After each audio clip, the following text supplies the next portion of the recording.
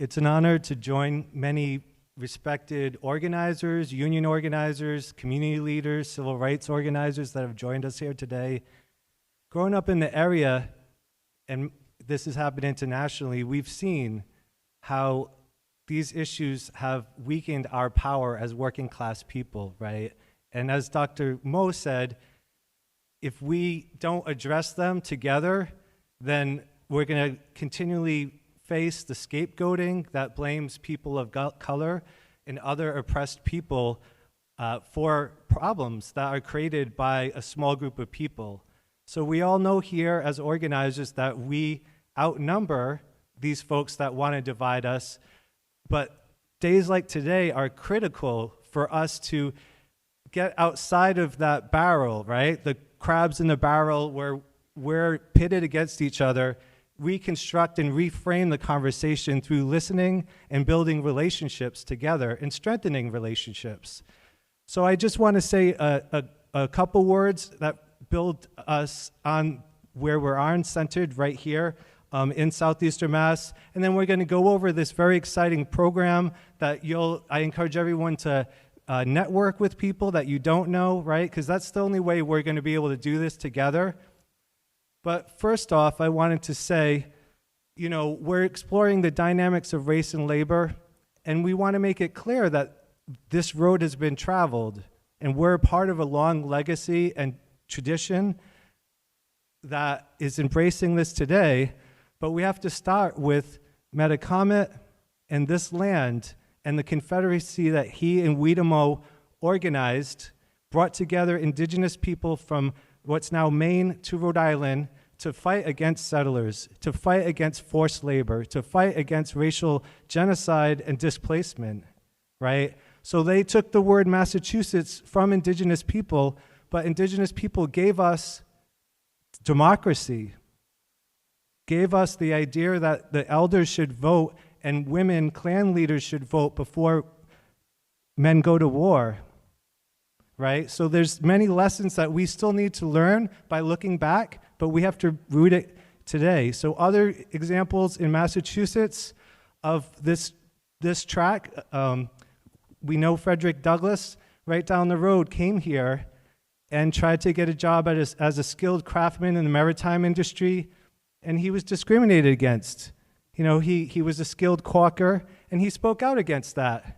Right? Even though there was unionization, even though the maritime trades are the ones that give us the word strike for when they struck the sails to stop work, right? We need to make sure our collective actions incorporate racial justice and fighting against all forms of oppression.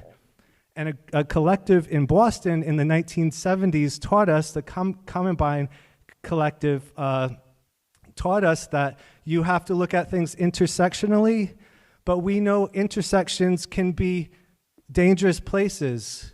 So we have to listen to each other, build trust, build conversation, and build dialogue together, and learn from examples like the Columbine Collective, learn from examples like the strike in the Bread and Roses strike in Lawrence, where a lot of labor leaders thought that women and immigrants couldn't lead a strike, right? But they organized tens of thousands of workers to organize despite the paternalism. So we're here to be leaders and to organize and to come away from this, like Dr. Mo said, that this isn't a one-time activity, right? We know oppression has taken thousands of years, hundreds of years to build. We're not going to get out of this in one conference, but we can build the relationships, build the trust, so we can continue the road of liberation, continue to organize and wage liberation until we are all free. So if you look at your program, it's very packed, but we have allotted 15 minutes for you to network, and I'm serious about, please don't spend the day just talking to people you know. Take that 15 minutes, certainly take a restroom break. There's a restroom downstairs, but make a goal of talking to 2 or 3 people that you don't know, right? And giving the members of the committee feedback about next time, ideas, right? So we're going to shortly hear from a wonderful scholar that's led this conversation nationally. So Bruce Rose is going to come and introduce Bill. I encourage you to talk to him throughout the day. The first panel that we have at 11 o'clock on health disparities, we know how important this conversation is, and we have an incredible group of activists, academics, folks in the field that are organizing around public health. So we encourage you to make sure if you take that 15 minutes and network, make sure to come back to be here at 11 o'clock. Then at 12, we'll have a box lunch, and you'll have some time to network, but we're starting at 12:30 to talk about the legal barriers that Attorney David Gomes, who just presented, is going to facilitate a conversation about the legal barriers to racial and economic justice. And we're going to also be joined by another attorney to discuss these issues. And it's very important for us to be here, to listen, and to talk about how do we challenge these, right? Because these aren't passive academic conversations.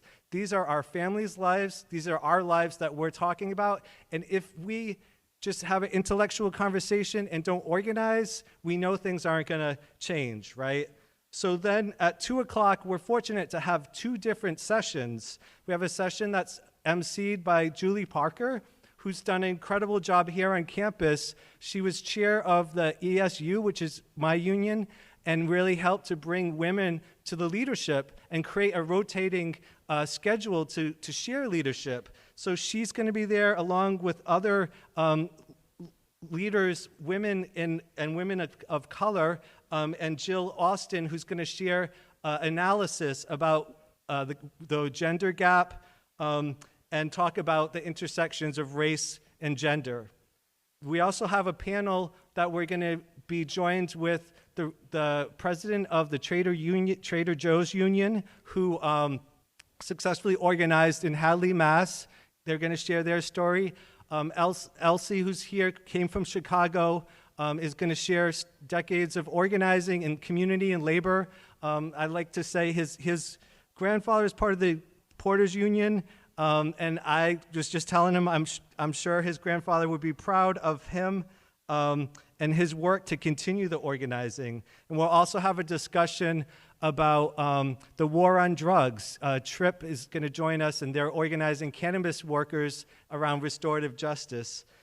Finally, we have a loaded panel about this conversation that Dr. Mo highlighted about building coalition, right? Building alliances. Whether you're looking at it from a union model, in essence, every union is a coalition, right? It's a mass-based organization, but we're also going to talk about other formations like the Poor People's Campaign, and that's going to be an opportunity to talk about what did we learn today, what do we want to do going forward. Of course, if you haven't already reserved a seat for the dinner tonight with Reverend Barber, please let me know if you're planning on attending. And we're just so excited to have you here, and most importantly, learn together, struggle together, to challenge all forms of injustice and to truly wage together for liberation.